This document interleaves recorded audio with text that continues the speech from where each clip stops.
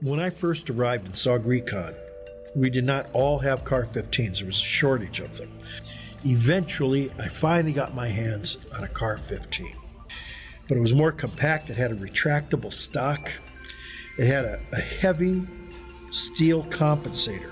Car-15s we had initially, we only had 20-round mags, which that was the standard for the U.S. Forces in Vietnam.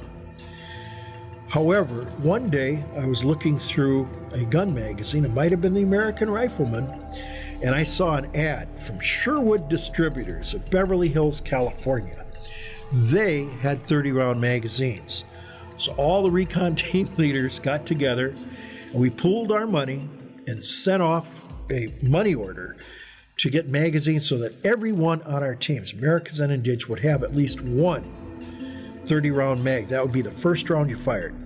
For psychological effect, we also loaded that first magazine with nothing but tracer.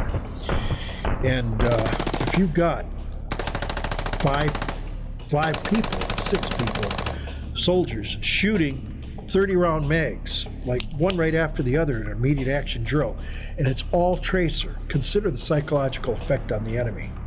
And that's what you needed. All you wanted to really do was break contact with the enemy, get a head start of a couple hundred yards, and you stood a good chance of losing them, at least for a while, in the jungle. The ergonomics on the Car-15 made the difference between life and death, the kinds of firefights we shot.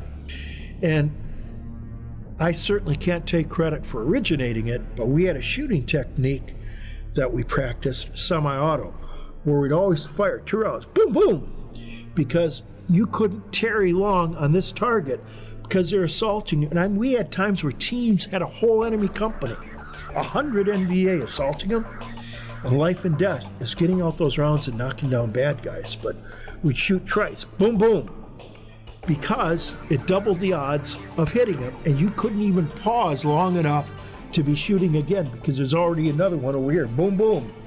We just knew that's a good way to shoot semi-auto.